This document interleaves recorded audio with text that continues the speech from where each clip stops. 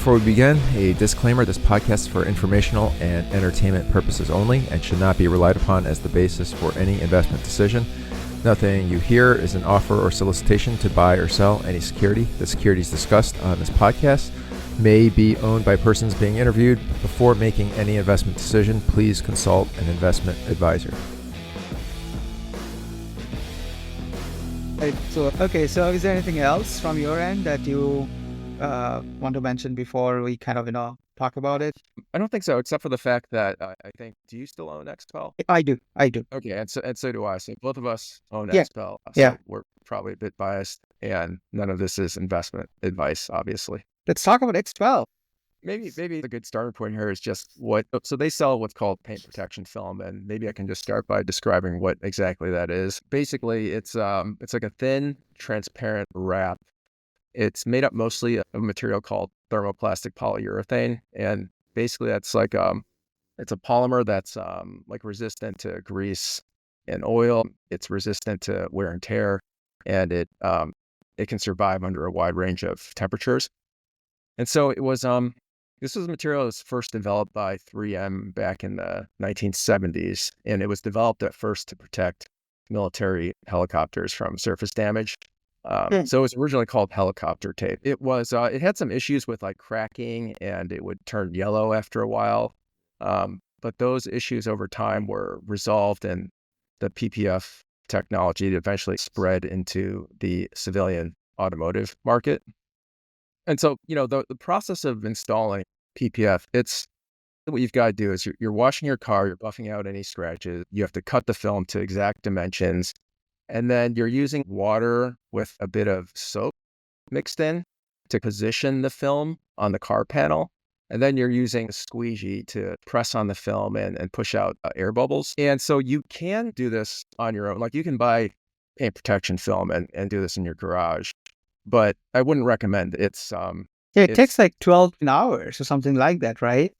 Yeah, that's right, for a full wrap, and that's a professional doing it. If I try to do it on my own, it's going to take even longer, right? It'll take even longer, and it won't be as good because if you talk to a lot of these installers, what they'll say is like, this is a craft. Some have even called it an art form. I don't know if I'd go that far, but basically, it requires a lot of repetition to program into muscle memory.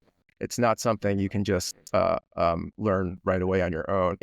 And the way this film looks on your car, the installation process is just as important as the quality of the film, if not more important. So you really want a professional to be installing this. And I think the vast majority of the market, it is installers doing it. So if you go to like a professional installer, the cost of this can range anywhere between a few $100 if you're just partially covering the hood of your car. Or it can cost, $5,000 to $7,000 to cover the entire vehicle. And then if you're doing the full front, the bumper and, the hood and the fenders and that kind of stuff, that's somewhere in the middle, like $2,000. How does this professional installers learn to do this thing themselves? Like, is there a particular professional classes or courses, or like, does XPEL provide a lot of training to these installers? Like, how does it work? Yeah, it's mostly on the job training and practice. XPEL, they do run classes and they charge a fee for installers to go and attend those, and they'll tell you how to do it. But to get good at it, it's a bit of an apprenticeship. You learn from somebody else who's good at it and, practice, and you develop that skill over time. So paint protection film, that's like 3/4 of the product revenue that XPEL gets. And then they also sell window film. So this is more of like a commoditized product. It's just the window tints that you see on cars. And that's about 20% of product revenue. And then the rest, the balance, it comes from architectural film. So that's a new line that they have. So it's film that you'll put on the windows of a building to protect against UV rays and for privacy reasons. And then they sell some random stuff like ceramic coating and plotters, which are just the machines that cut the film.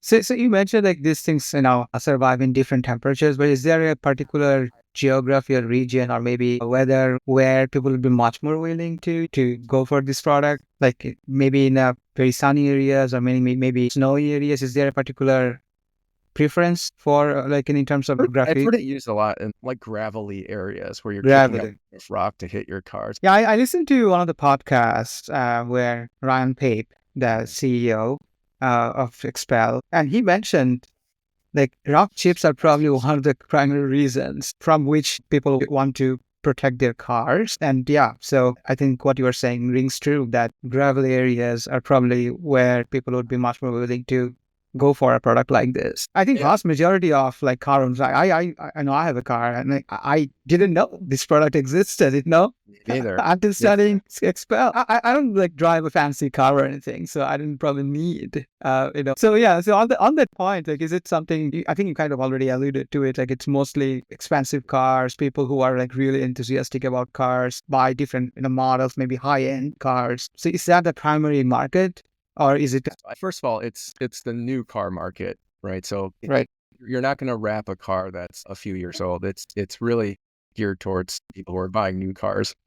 And then within the new car market, you're really talking about, you know, either car enthusiasts or people who own like exotic or expensive cars, because it isn't cheap to fully wrap your car. So it wouldn't quite make sense to pay $7,000 for a full wrap of a Civic or whatever. And so that's predominantly the audience. But there really isn't good information or data out there as far as just how large the market is and how well penetrated it is. I imagine I've said in the past, the PPF market is about high single digit percent of the new vehicle market, and that XPEL, they're largely considered the industry leader. I think I heard somebody once say it's somewhere between 30 and 40%. And then maybe Lumar and Steck, which are both owned by Eastman, each probably have about half that share. And then you've got some smaller players in there as well. Why do they own both? Is that like, like how are those products different since they own both those brands? Oh, like Eastman? Yeah. So Yeah. my understanding is that SunTech, they're more known as a window film company. Huh. I don't think, I'm not even sure if paint protection film is their primary business. It might be something they sell under that brand, but Lumar is really their I pure see. paint protection brand, and it's considered, it has a pretty good reputation. And Yeah, I think so. I heard Ryan Pape mentioning that 25% of the new car buyers are simply not ever going to their customer. So the rest 75%, at least in his opinion, are kind of probably a fair game. Like, for you were saying top 15%.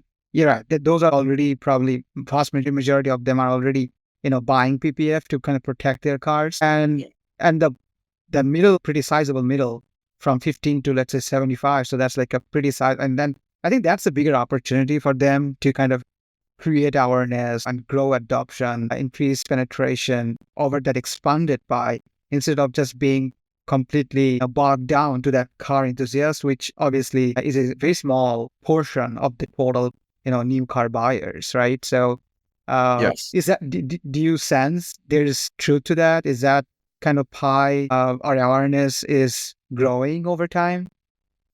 yeah, so it's true that they've got to expand beyond like exotic cars and the enthusiast market, and try to hit the mainstream over time. And yeah, this is a good segue into their channel strategy, I guess, because right now they essentially sell in a few different ways. Their first and by far largest channel is independent installers. So they'll sell the tape to an independent dealer who will then apply the film onto the consumer's car. The markup, like what's the gross margin for XPEL, and how much markup, I think it varies a lot because installers can charge whatever they want? essentially what they want. And as far as like XPEL goes, they'll realize close to like 40% gross margins. But yeah, so that's independent installers. And then they sell through distributors in certain countries. So not in the US, but in a few other regions. They will sell to distributors who then resell the XPEL film and the software to installers in those foreign markets.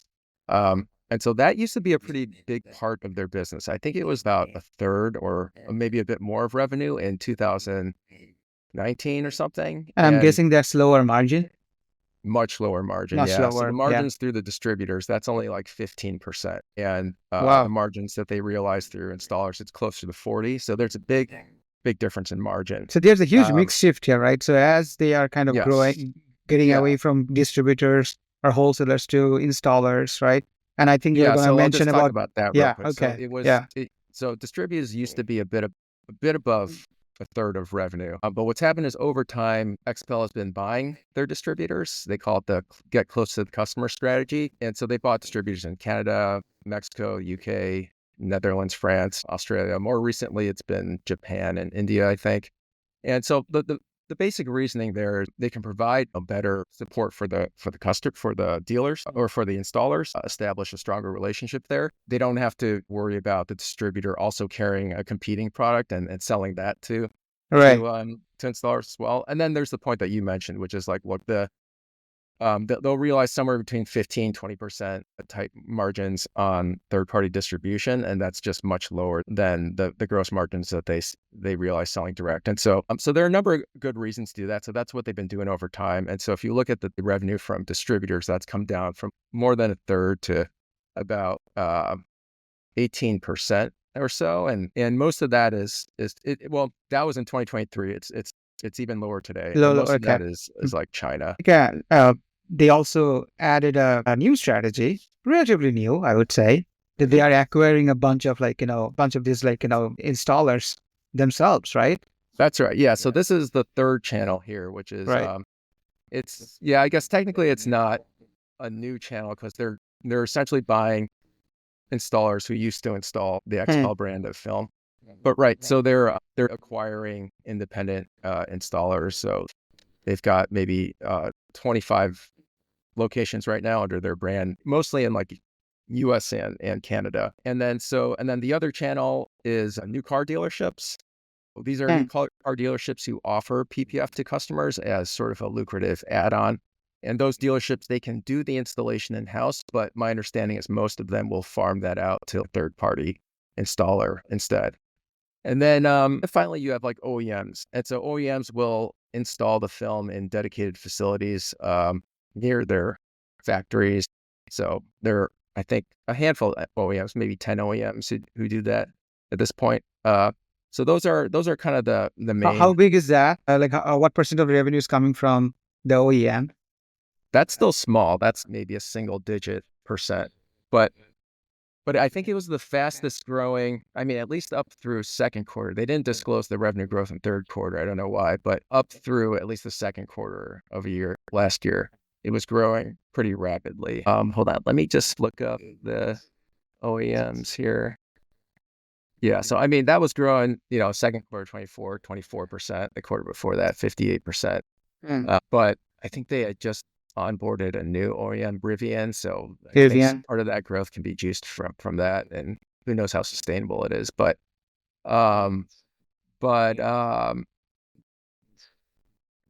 it may sound a bit out there, but out there kind of risk. But if since this is so much tied to new car sales or even like high-end new car sales, obviously if you want to increase penetration, increase adoption, you probably need to go beyond just, extremely high-end expensive cars. You probably want to lower the threshold as well. But if like AVs, autonomous, vehicles and stuff like that comes, and that lower penetration rate of cars, some sort of individual ownership of cars, right? Is that sort of a long-term risk that you think, or you think that the core buyers are always going to be wanting to own cars, at least for a market relevant for XPEL? What do you think? Oh, that's a big question.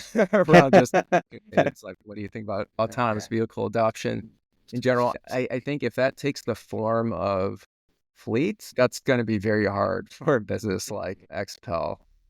Maybe this fleet should, buy XPEL products themselves. Like they need to protect their cars, and they need to maintain the paint and stuff like that. Maybe it will be fine. Sure. But I would imagine that if they were to do it, they would do it in-house and automate it in some kind of way. Yeah. I don't know if there'd be a reason to give that margin up to XPEL. But yeah. Yeah, in that case, maybe the optimistic scenario would be maybe XPEL would be acquired. So I guess it's a relevant point. So does XPEL have anything that would actually incentivize, let's say, one of these OEMs to think, you know what, let's just acquire this business instead of trying to do it on our own. And maybe we should just acquire this business because what they are doing, there's something unique, something proprietary. Is there something to it? Like do they have something unique they are offering that other OEMs will not be able to replicate? depends if XPEL had some proprietary material to their film, and then the OEM can buy it that way. But XPEL doesn't. I mean, the way it differentiates, first they've got like the software, right? So they have 80,000 patterns in their database, and this is essentially the left and right fenders, the full hoods, the front bumpers, and all that stuff for just about every new vehicle out there. And what happens is that database talks to a plotter, which then carves out the requested patterns onto the XPEL film rolls. And so this, it's interesting. It's always struck me as rapidly depreciating asset since, this film protection only applies to new cars, right? Right. Yeah. So like all the old car models that you have in that database probably aren't all that relevant.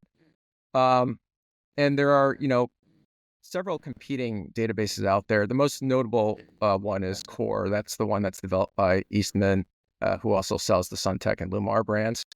But in like all of the in all the calls I've probably called 80, 70 or 80 dealers, somewhere in that number. I mean, they rave about this software. They say it's just the most accurate one on the market. It's more accurate than Core. And it seems to be a major reason why installers buy XPEL film, because in order to get the software, you need to also buy XPEL's film. So that's how they keep the two. And what percentage of the installers do access the software or do want they to don't have? disclose that, but Okay. but it's probably fair to say that the vast majority. I mean, at least in the small sample of installers that I contacted in the US, virtually all of them had it. And even the ones that switched to another brand from like XPEL to Alumar or Stack, they are both like, yeah, man, we miss that software. And is it more Yeah. efficient, like, in terms of hours? Let's say if you have access to the software and the patterns, Mhm. is it much more efficient versus, let's say, if you don't have access to that Oh yeah, pattern? it's way Yeah. more efficient. Like Hmm. basically, if you're a professional installer and you're not using software of some kind, you're just not going to be able to match the quality if somebody uses software, because you've got to like cut out the film in exactly the right way. And like this film, it's not that you have to even just like cut the film so that it matches the hood or whatever panel that you're trying to cover. You also have to adjust for like its stretching properties and the way it'll kind of attach it. And that's something that I think XPEL takes into account when they're adding a new car to their database. So it seems hard to replicate, but in ways I can't really put my finger on. It's interesting that you mentioned that it is much more efficient if you're using the software. And given that, for installation, labor is such a huge component to it. So you probably want to have access to that software because you would probably finish it much sooner compared to someone who doesn't have access to the software. So I would imagine it should be a pretty high number. I wouldn't be surprised if it's like 90% plus, right? I would be actually probably surprised if it's like 50%, 60%. Then those installers are probably not actually, doing the job in a correct. Yeah, it's a huge time savings for the Right. installer, and it also saves material because you're not wasting film, or you're wasting less film than you otherwise would, and it just fits the car better. Yeah, yeah, I think you're right. I mean, certainly more than half than professional installers are using some kind of software. But so imagine like a very like in a bold case scenario, like 50% of the new car buyers want to have like a PPF in a product in their car. So that sounds like a pretty bullish scenario. But I will also wonder if that's the case, maybe all these OEMs should just say, hey, we'll just do it ourselves. We'll help our dealers and or even employees to do it, and we want to keep the margin, right? Or maybe we would do it at cost, would let the dealers, enjoy that margin, and we would just do it at cost because we are making the margins from selling the cars anyway. Is that kind of could that be the case? Well, first of all, I don't know that if you're a mid-tier brand that the majority of your buyers are going to want this. I somehow find that hard to Now, I think management will say, well, the majority of our wraps are actually they're not Corvettes and Porsches. They're normal cars that you see on the road. But as a percentage of the mass market, it's far smaller. And I don't know that if you're an OEM and you're selling, like if you're Honda, you're going to want to dedicate the resources to this when you can just farm it out to all the third-party installers who are already in place. Not to mention the fact that there's a labor scarcity issue. Right. Like, where are you going to find tens of thousands of installers who are properly trained in this stuff? How It's about robots? Like we are in this age of AI, like, and robotics, and we are spending billions, like hundreds of billions of dollars. The robots do these installations themselves. Like, sounds like there's a software component to it, so it has to be perfect. It sounds like a job that a robot should do instead of a human. Yeah, maybe. I don't know the answer to that. Possibly. Let's see how it goes. Yeah, I mean, it's funny because obviously when you think in the very long term, like there's all sorts of, like, wide ranging possibilities, right? Yeah. And some of the stuff, if it goes right, then obviously it's expense is relatively, small businesses. I think the market cap is like what, $1 billion or Yeah, one over $1 billion. over $1 billion. Yeah. So it's not that big, right? So yeah, if the penetration rate increases, if the adoption increases, right? If it even if they capture the car enthusiast market, like now you are saying high single digit penetration. If it goes from that to 15%, 16, 20% over the course of the next like 10 years or so, that's a significant headroom for growth, right? So you have that as a bull case, but also there's this kind of all those not crazy sounding bear cases, like maybe you don't need this labor components, right? And maybe it's just robots who can do this job, and in that case, whether XPEL gets to protect their profit pool in that sort of value chain, that's kind of an open question, right? Yeah. There's all kinds of bear cases you can think of, right? I mean, in some senses, the bearish narrative writes itself. It's a high-priced discretionary consumer product, non-recurring. There's lots of competition, not a lot of market awareness, like robots, autonomous vehicles. Who knows? Maybe there's some incredible discoveries in material science where you're able to just spray, where like, the paint that you spray onto the vehicle already comes with like PPF embedded. And so I you think said it's like 90. This thing was in like technology was invented in 1970, so it's like 55 years, right? So maybe we're due for some new technology at this point. Yeah, definitely. So that's one part of the differentiation, would just be the software part of it. I think the second part, and this always sounds a little fluffy, but I think it would just be the brand. XPEL, they weren't the first to this market. Like 3M was the first to the market, but XPEL was the one who really created the idea that there could be a brand associated with paint protection film. So, I mean, this was a company that was on the brink of bankruptcy back in 2009 with like $4 million in revenue. And it was, they were really, really cutting it close. And then their CEO, Ryan Pape, over the years, he just, he was a software consultant, right? So I think, as you were saying, so XPEL was not even like in the selling the product business. They were basically just in the software business, the DAP or Design Access Program, right? That was their core business. And Ryan Pape was the consultant for that project. Eventually, he joined the company, and then the company was in a pretty bad shape. And I think, something that he mentioned in one of the podcasts, like I kind of, chuckled hearing that. So he mentioned something like, where is it? Oh, so here's the quote that I found kind of, interesting. So he was, you can't be a business about the software, where the software is solely there to support a product. Where the product doesn't exist, brand doesn't exist, the end market demand doesn't exist, the labor doesn't exist. It was a good solution to a product that didn't exist, right? So, so it's funny because even today, so we were talking about like 2007, 2009 period. And now we're in 2025, and we're still talking about how the penetration is like high single digit. Right? So back then it was like nothing, absolutely nothing, right? So the fact, it sounds pretty, tempting to just be a software provider to this kind of a product, and software presumably is a pretty high margin. So it's still very tempting to be just that part of the business until you realize, hey, there's nobody there to really push the product, right? To create the brand, to create the awareness. So, I think Ryan Pape was, he was kind of visionary to realize that they need to be the one to do it. Like, yes, it was invented by 3M, but, it was XPEL that kind of took that responsibility to create that awareness, to create that brand.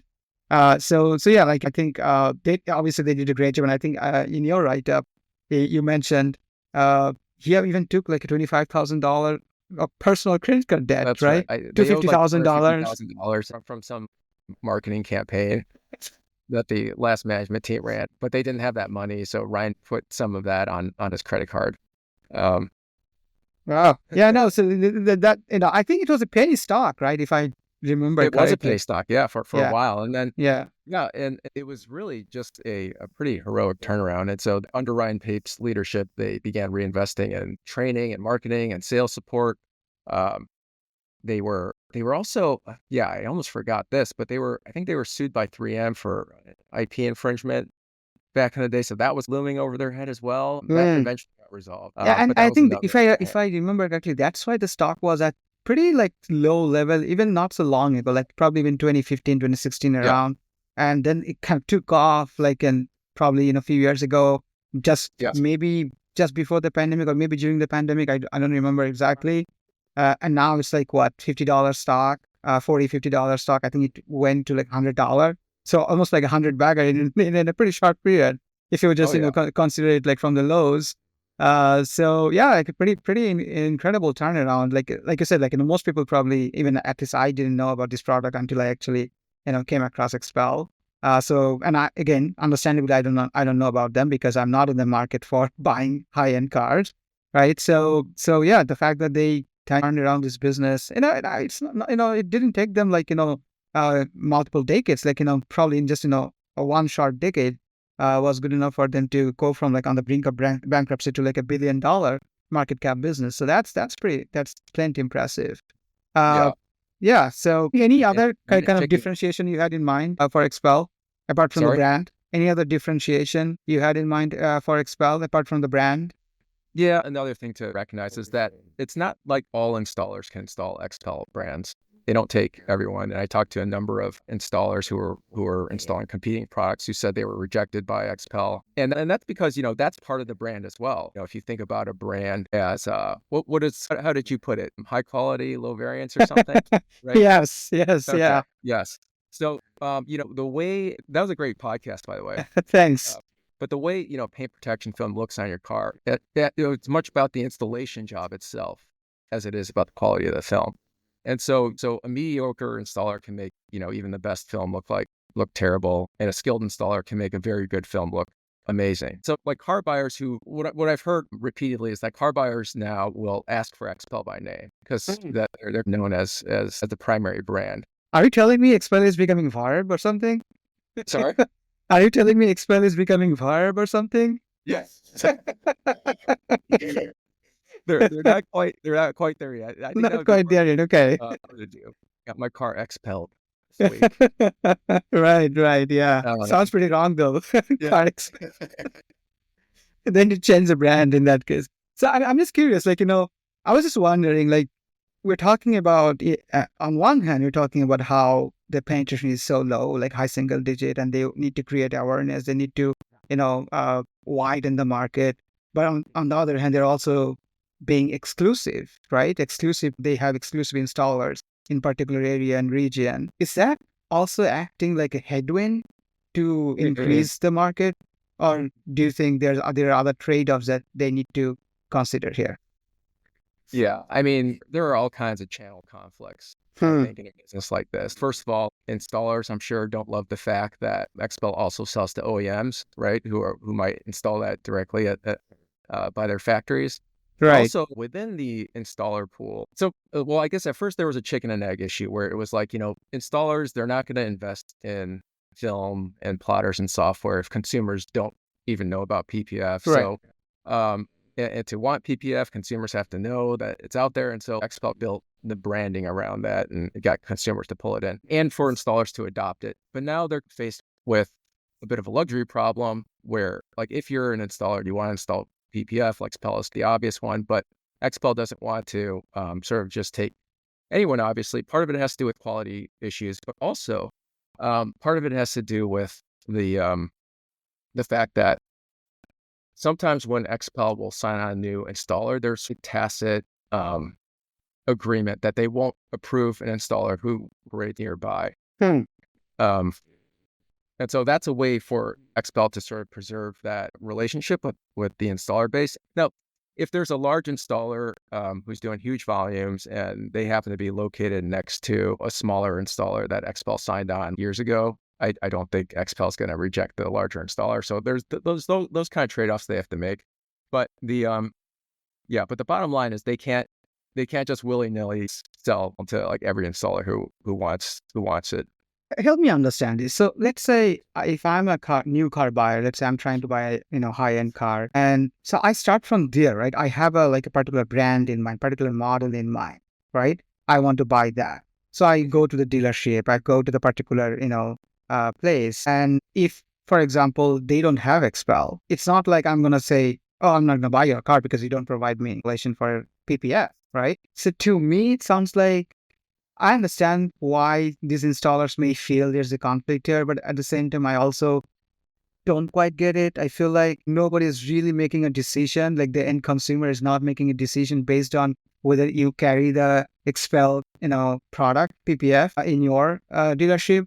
So I don't quite, I guess I don't quite fully buy or fully understand why there should be a conflict of interest. I understand it sounds great. Hey, we are the one who only have the XPEL PPF, right? I get the appeal, but when I think from a consumer's perspective, I just don't quite see. Like, I'm never going to say I'm not going to buy this model from your dealership because you don't provide this PPF installation. I would rather buy a different model from a different dealership because they provide this installation. So, do you see Oh, I where I'm mean, going it's with that? like no. I mean, like the new car dealer is not differentiating on whether they have like an Right, X brand PPF right.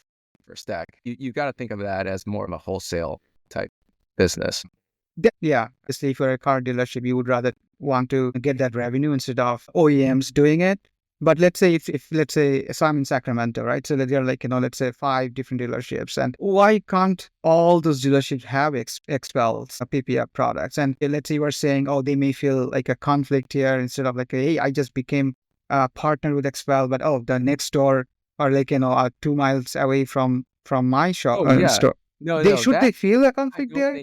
I don't think that is a channel conflict. I Not see. Okay. car dealers. As a matter of fact, there are some installers out there whose entire operation is to do the installations on behalf of the new car dealer. So that seems like Right. more of a synergistic Right. Right. relationship to me. But I think maybe like the biggest conflict that you see is XPEL actually buying the independent installers and then Mm. competing with the customers that And they sell. that's a conflict I understand. Yes. So just on the financials alone, it seems like just a good thing for XPEL to do. So because they're buying these things at like 3 to 5 times EBITDA, and then they're showing pretty significant improvements after they buy it and start running the shop. Improvement as And in what? in terms of revenue growth, yeah, they'll invest behind growth and turn Do you a have lot of like these some installers. numbers, like They're what, kind of like how? mom and pop businesses. They're not very like sophisticated. Oh, right. And so XPEL will buy the shop and run it better, basically. And And they are you claim to talking have about been, like a revenue growth from like say 5% to 10% or 15% or more, or like more like 20-30% growth? yeah, no, they've said 30%. They've thrown 30% Wow. organic out there at Why aren't one, they doing more of that? Why aren't but they buying a bunch of these dealers at 3 to 5 times EBITDA and then grow their revenue at like 20-30%? That sounds like a pretty great deal to me. yeah, well, I think they're going to be doing more of that. Okay. But they do have to be careful about the channel conflict here. Hmm. Now, like what XPEL will say is that the vast majority of the targets are in markets that don't have a lot of independent installers. So XPEL, they try to avoid competition that way, but they also insist that these purchases are synergistic with independent installers and that like wherever XPEL runs its own company-owned store, they'll say independents benefit from the spillover effects of the local marketing that XPEL will do for its own stores, and they'll also when the XPEL owned stores are busy, they'll direct traffic to Hmm. competing independent installers. And then the third thing is like XPEL owned stores. What they say is they tend to charge the highest prices in the market, and they I compete on see. the quality of the installation. So Hmm. that sets high standards for everyone in that market. And they claim that per capita film sales are much higher in local markets that have XPEL owned stores than the ones that don't. Obviously, that's management's line. I will say I've talked to a bunch of dealers who seemed pretty pissed off that XPEL was buying stores and competing with them. Um, but Okay, so let me kind of pause in this point. Like, maybe it's me being a shareholder that and that's why maybe lining more towards management than some of these third party installers. So I do think, I mean, I kind of follow the logic of where management is coming from. Like, yeah, they are not in the business of running those installations. Like, they are in the business of selling the product, the PPF product. So even if I buy a particular, let's say, installer in a particular city or region, I think I should still be interested in making sure that my product is there across the board, because that's the business. Like, I think Rank talked about this. They want to increase adoption. They want to increase the content per car, right? And obviously, like you're saying, even if it's not like busy season or whatever, I think it should be expelled. It should be in their interest to make sure that all the dealerships or distributors or whatever, like in a particular region, carry their product, regardless of the fact that whether they own them or not. Maybe, yes, once they own it, they can do a much better job in terms of selling the need of the product to the end consumer. Or obviously, if they own this, they are going to be 100% expel product. They are not going to carry any other product or like in a competing product. So I can see why they feel like by owning that, by creating that brand, by creating that awareness, they are going to increase adoption. But I feel, again, I understand psychologically why these third party installers may feel there's a conflict. Uh, but I think uh, I probably follow their logic less compared to how management is explaining. And I think they would prefer to be horizontal. They would prefer to be there across the board. So do you think they should yeah, feel part that of it also conflict? is, does management even have the internal resources to support all of these installers? And Hmm. I think there are a few that I spoke to who had left XPEL for Stack and Lumar and some of these competing brands. And what they say is, yeah, those brands are boutique, but they answer the phone when I call them, and they provide better support for me. So yeah, there's that aspect as well. And then XPEL is obviously, already too big for them? Is that what they're saying? what's that? XPEL was already too big for them? XPEL wasn't Yeah, like responding? a lot of these installers, XPEL, we think of the XPEL as a Right. 1.2 billion market cap company. But when you talk to installers who are at these mom and pop shops, a lot of them see XPEL as this big, rapacious corporate behemoth. Max 7. XPEL is the Max 7 area. Yeah, the Yeah. NVIDIA PPF. Okay. Yeah. But yeah, I mean, and I think, one of the reasons, so XPEL going into these other channels like OEM and new car dealerships, and even like buying their own installers, part of that is geared towards the strategy of trying to get more mass market Hmm. adoption, because a lot of Hmm. the installers that they buy will have a big chunk of their business catering to doing installs on behalf of new car dealerships. So if you want to win more of the mass market, you've got to have a presence in the new car dealers, and so that's one way of accessing that channel. Interesting. But yeah, we had talked about how XPEL, their stock has been on a a pretty wild ride. It was a penny stock not that long ago. Then I Yeah. think it was like $5 or $6 prior to the pandemic. That spiked all the way up to 100, Yeah. and then now it dropped down to in the low 30s, I think. Yeah.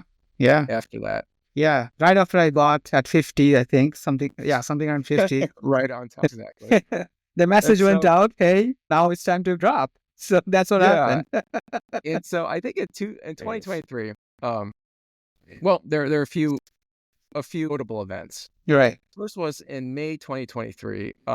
PPG, which is a big coatings giant, they announced a joint venture with Entrotech. And Entrotech was a supplier that once accounted for like 3/4 of XPEL's inventories. Yeah. And so they were very vague on the details of what this JV was going to do. But because like Entrotech was involved and they were, XPEL's largest supplier, the fear Hmm. was that the JV was going to make some kind of competing product. The second was in October 2023. There was a blog that broke the news that Tesla was going to be offering factory direct installations of non-XPEL film. And the fear there was that Tesla has made up a significant part of XPEL's revenue. And so by insourcing that, it would have a pretty detrimental effect. And so a week after that, then a short seller published a report that had two central claims. So the first was about the joint venture, which they sort of framed as an existential risk. And I'll just read directly what they said, so I'm not distorting anything. Okay, so I quote, "We believe the underlying reason XPEL has now seemed to shy away from discussing its relationship with Entrotech is because Entrotech, with the help of PPG, is now rendering XPEL's entire business obsolete. We spoke with a representative of the JV who indicated to us three key items. Since the JV has been formed, Entrotech and PPG have developed a way to integrate Entrotech's paint protection technology directly into PPG's paint. Given that PPG has the vast majority market share of OEM paint coatings, the JV will set to integrate this technology directly with OEMs straight from the production line, hence virtually eliminating the need for XPEL's clunky aftermarket wraps. Moreover, the JV rep indicated to us that this venture has already placed its technology with one of the big three Detroit-based automakers, and that they expect the other two to follow. In short, while XPEL continues to jawbone about providing its wraps directly to OEMs, the PPG Entrotech JV has already leapfrogged XPEL and isn't looking back." Wow, So that sounds existential too. yes. So, a scenario where someone figures out a way to formulate a PPF film paint hybrid that can just be robotically sprayed onto vehicles as part of production. Obviously, that would really blow up XPEL's business, right? Is it true though?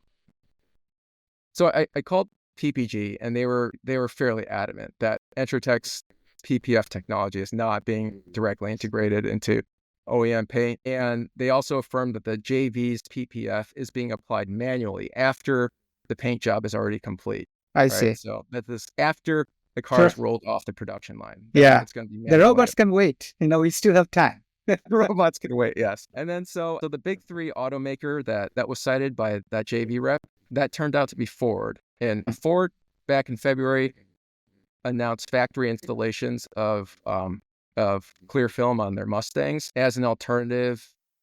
Yeah, and I quote here, "as an alternative to the normal gloss finish of the car's paint for custom," and that's for customers who are willing to pay like an extra $6,000. I see. And so I reached out to a manager at Ford, and they confirmed also that the paint is being manually applied by installers. Right. It's not integrated into paint. It's not being done as part of the factory line. And then finally, Ryan Pape in the third quarter 23 call said, "I can tell you," and I quote, "I can tell you that there's no known technology that puts film inside paint that we're aware of. And this is not something that our partners at PPG are doing." That was like 3 points of pushback here. But you can imagine the JV just being a direct competitor to XPEL by selling to installers, right? They don't have to, it doesn't have to be just an OEM business. Right. And it's interesting, the CEO of this JV, he did an interview a while back. And in this interview, he mentioned body shops as a customer. He didn't even mention OEMs at all. He just talked about body shops, right? And so I think body shop is not something I imagine when I think about PPF, right?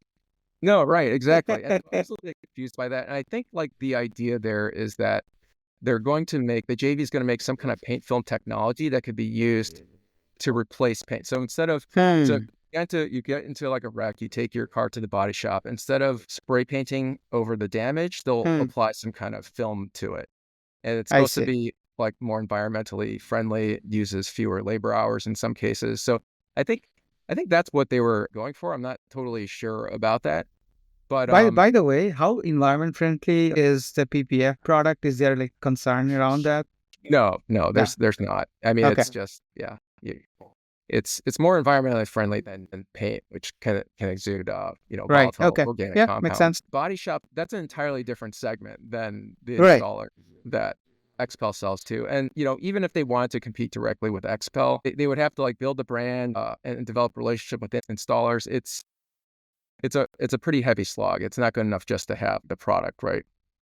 So the second claim is about Tesla, in-housing the PPF installation. So let me just quote directly from the report again. Okay, Sure. in total, we estimate Teslas represent roughly 25% to 35% of XPEL's PPF business. For reference, we include data from every installer we spoke with um, at the end of this report. Okay, we believe Tesla's insourcing is a death knell for XPEL's bull case. XPEL has continually downplayed Tesla, instead pointing investors to examine overall U.S. auto sales. Yet there's virtually no correlation between U.S. auto sales and XPEL's growth. Instead, XPEL revenue has mirrored the growth in Tesla vehicle deliveries. In fact, XPEL's growth was slowing in 2020, then began reaccelerating only after Tesla deliveries also reaccelerated. So this claim actually seemed to have more meat on the bones for me. So first of all, so it would make sense that Teslas comprise a disproportionate percent of PPF installations. I think by management's own admission, PPF has higher attach rates to EV buyers. Why is that? The second, like Tesla is notorious for low quality paint. Okay. So that's one reason. And then also third, a lot of dealers I spoke with prefer handling Teslas because it's easier to install PPF on them because they don't have the front grille. And so the dealers I called about 70. And within that group, about 30 gave me some kind of estimate on the percent of PPF installations that were accounted for by Teslas. And that average response was 26%. The median was 23%. So that matches up actually with what the short seller was saying. Yeah. And a lot of dealers who weren't willing to provide me a number would still say something along the lines of, we get a lot of Teslas. It's a big part of our business, right? They would say stuff like that.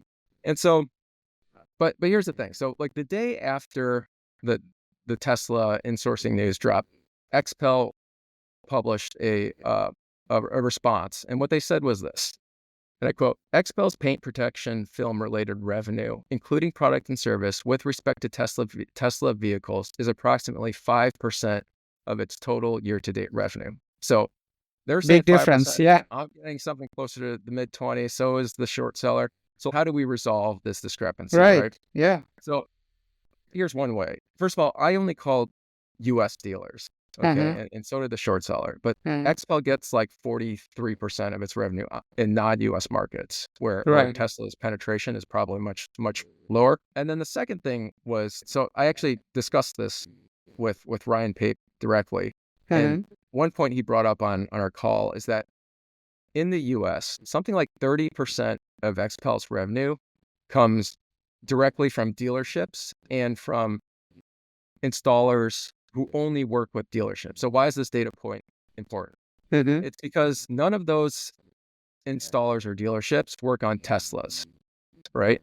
And none of them are going to be found on XPEL's website. So like the way I was able to source these installers, and the same is true of the short seller, is that XPEL's website has a find and authorize XPEL installer thing on there. And you both use that to source our leads. And so if your diligence is calling aftermarket installers listed by XPEL and then asking them what percent of your cars are Teslas, you're missing 30% of revenue where the answer is zero.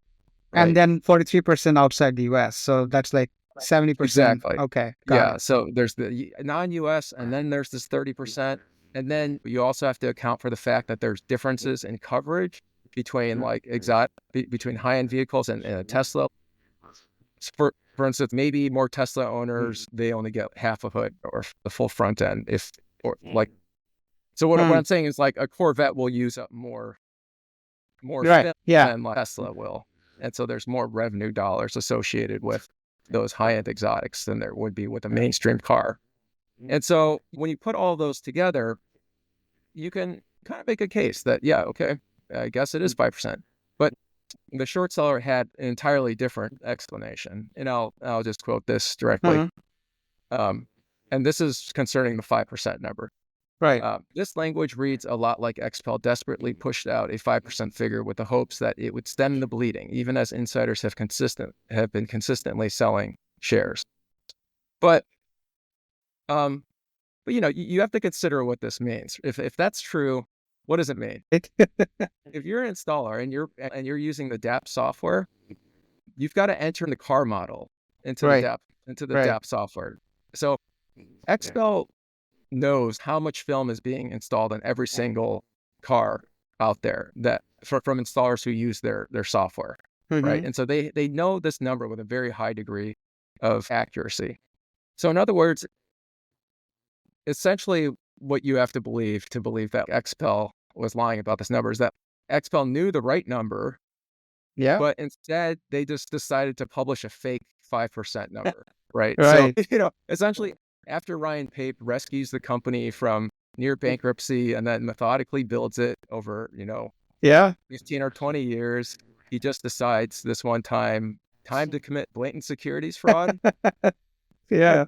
and risk it all. Like, why? So, I mean, does that sound like a reasonable explanation? It doesn't really sound reasonable to me, Yeah, that right? sounds very unlikely to me. I mean, crazier things have happened, but this sounds definitely like, and it sounds unlikely to me, very unlikely that that's what happened. I mean, if it's pretty high number and they thought if we disclose this number to investors will be spooked, right? They would just rather not talk about it. They would just say, hey, this is like confidential information that we'd rather not disclose it. And that will be the end of the story. And we would just keep saying what the number is and all that. But I think it's very unlikely a company would respond to a short seller by saying an explicitly wrong number when there's a pretty high likelihood that they have the ability to know the exact number. Right, right. Like the way you would do it if you didn't want to disclose that number is you would say, oh, it's not a very material part of our business. You would use some kind of like Yeah, vague language, but you wouldn't put a specific number out number. there, like 5%, I don't think.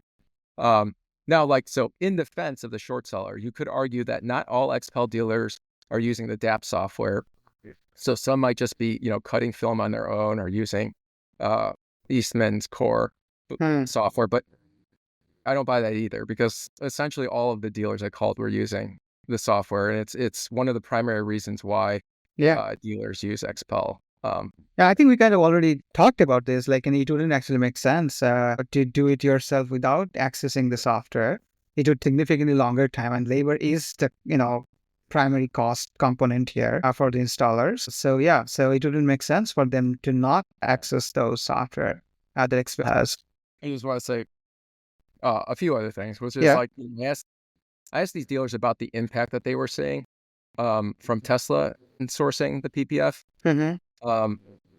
And, most of them weren't seeing an impact on their business. A lot of them pointed out that Land Rover and Toyota have been installing PPF on certain models near factories for the last 4 or 5 years, and that didn't have an impact on their business as well. So this is one of those products where because it tends to be purchased by enthusiasts, people will do a lot of their own research online. Right. And they tend to trust third-party installers more than they would a factory job. And so yeah, it didn't seem to be having too big of an impact on their business. I guess one thing, this is a bit of an aside, but there are kind of like two different types of investment writing. There's like the kind where that are more like case studies, where you're looking at the company from all angles and you're trying to appreciate the good things that the company has going for it and the bad things that it's going against it. And you're trying to be intellectually honest about what the balance of that is.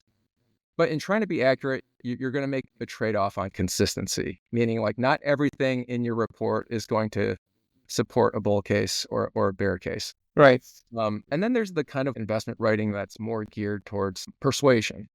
And it's very similar to the kind of writing that you find in politics, where you're not trying to provide a balance, nuance.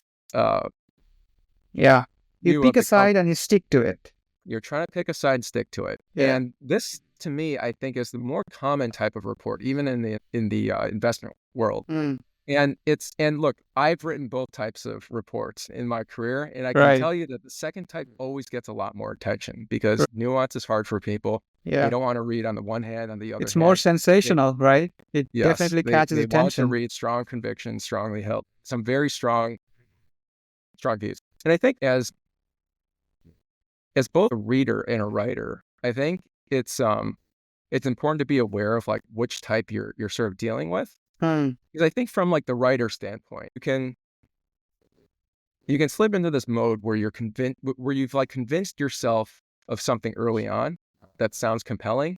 And so now from that point forward, everything you look at serves the purpose of reinforcing that original thing, right? And that's how you end up, convincing yourself of things that probably aren't true.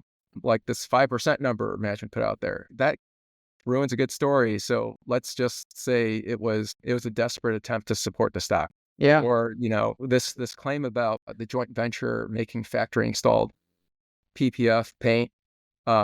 That's interesting. And it's so interesting, in fact, that you should probably take a few extra steps to make sure that it's true. And I Right. will say, like, look, I called PPG and Ford and I wrote some emails to get in contact with them. That whole process took like 20 minutes, no longer than 20 minutes, right? Hmm. Hmm. And, but you're not going to want to take that step Right. if the first thing you heard from that JV rep is like a bombshell, and you Right. want to leave that bombshell. Right. Yeah. Um, and from the reader's perspective, you often hear like, oh, the best write-ups are like only 500 words long or whatever. It's like, well, of course, those write-ups sound ridiculously compelling because that's the point.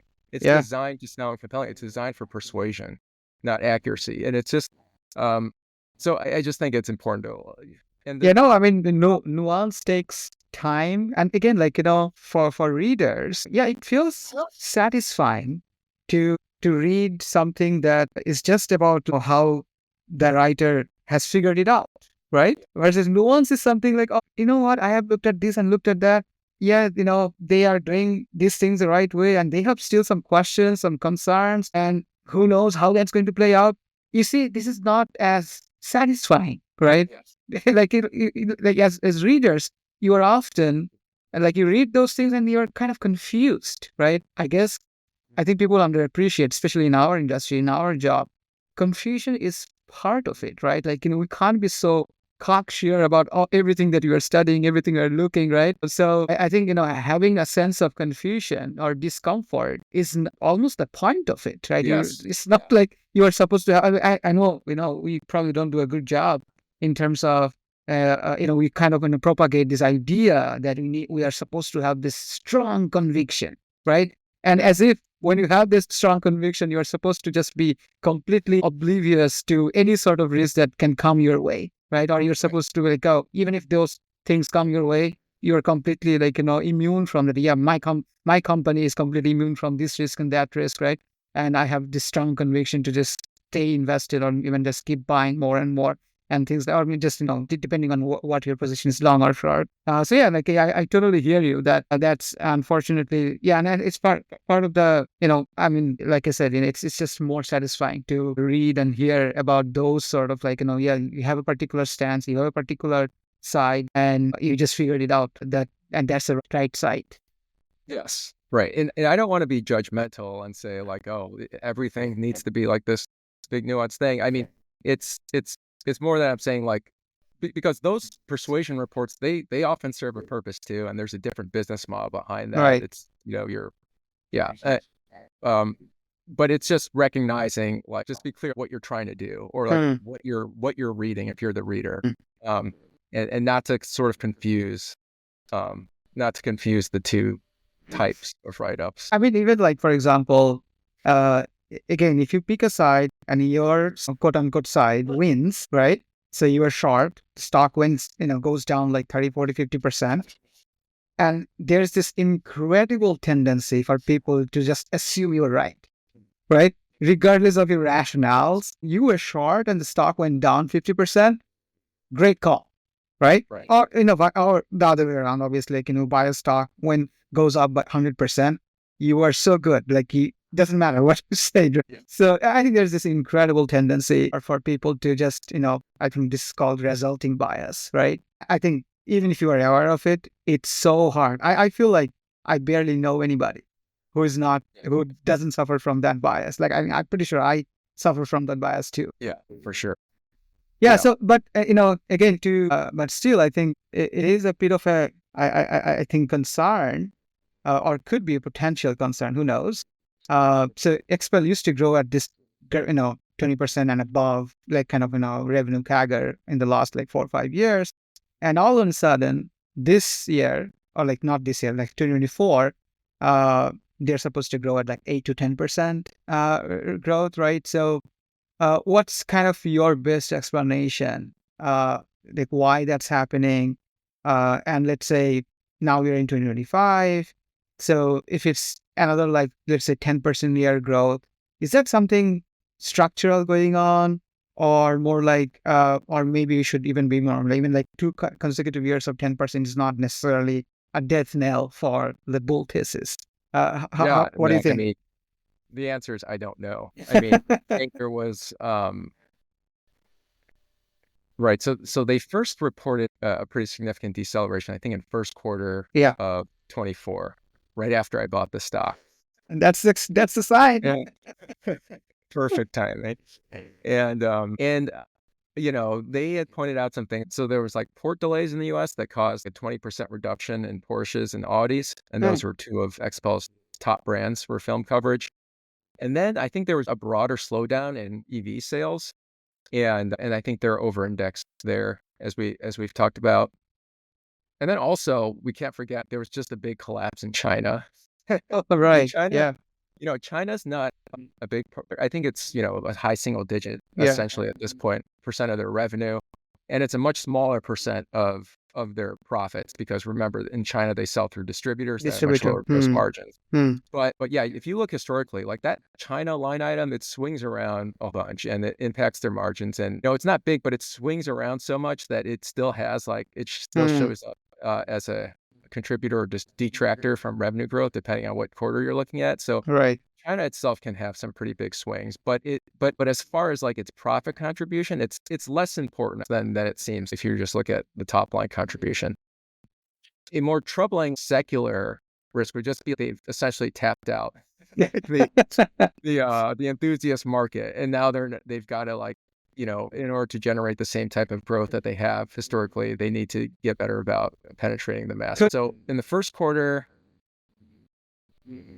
2024, their product revenue was down 0.7%, just under 1%. It re-accelerated to 3, and then it re-accelerated to 7 in the most recent quarter. Um, Right. so there's a comeback. Will it sustain? I don't, we'll see. Yeah. Yeah. No, I mean, um, it's not it's not a super predictable business, right? It's not, yeah, Yeah. but it's I like the fact that they have a leading position in Hmm. this market that doesn't have a lot of penetration. It's steered by a manager that owns a significant amount of stock for him, and I think that there are some differentiators there, like the software and the brand that position them well in that market. So that's I own it, and the valuation seems fairly undemanding. Yeah. Even Ryan if Pape you, owns like 4% of XPEL, right? yeah, Something that's like right. that. Yeah.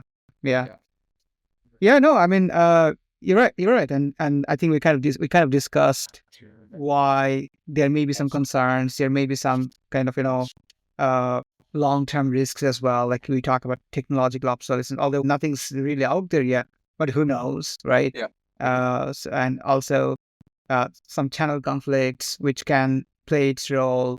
Uh, so yeah, we can't talk about, but at the same time, as you pointed out, there are definitely things that are in the right direction. And if things turn out well, uh, they could continue to compound their business for you know decades to come, right? So it's such yeah, a low penetration, and as obviously as the awareness grows, the brand builds on itself. It's certainly possible that they maintain their leadership and maybe grow their leadership even more. So, and Ryan Pape has done an incredible job over the last decade or so, from the brink of bankruptcy to a billion dollar market cap business and profitable business. I think one of the things that I really like about this company is they have a bias for profitability. Like we kind of talked about how they are buying some of these acquisitions at like 3 to 5 times EBITDA and growing like 30%. Like a lot of the technology investors would probably say, "Hey, we have a pretty good deal here, so maybe we should just flood the market, buy like all the possible potential acquisitions we can find, and just deploy capital there, right? To kind of capitalize on that. But obviously, that sounds great in spreadsheet, right? But when you actually do it in real life, you try to run such operations on like such a massive acquisition spree. That tends to be much more challenging than it seems in the spreadsheet, right? And I think listening to Ryan Pape, it seems he appreciates that he understands the math is pretty compelling when it comes to these acquisitions, but he seems to prefer to do it rather on a more like reasonable pace. And also, I think there's not really a pressure for them to do it or go like faster. It's not like someone else is trying to do exactly what they're doing, so they need to keep a distance from the second or third players who are trying to copy them. I think nobody's really trying to copy their exact strategy, so they can choose to be more prudent and more circumspect as they execute their strategy. And I think the fact that it's not a super predictable business, it's not just true for people like you and me, it's also true for the management, right? So they don't know exactly how these things will pan out. And also, there's also concern about like, if there's a recession, obviously new car sales, high-end car sales will also be affected. So that will also affect a business like XPEL. So again, those are kind of variables that are completely unpredictable. So it makes sense to not be over-levered. It makes sense to not run super fast without knowing what kind of environment you are actually getting into next year, the year after that. So yeah, overall, I think, I like the bet. I like the risk reward, but also it's a pretty small position because I think there are also some long-term risks that I'm not sure how to handicap it. I'm not sure how to really take that into account when I think like long-term, maybe 5 plus 10 years down the That's line. right. I don't think that this is like a coffee can stock necessarily that you just put away and don't look at for the next 30 years. You gotta update it as far as just these unknowns go with automation and robotics, and we'll see.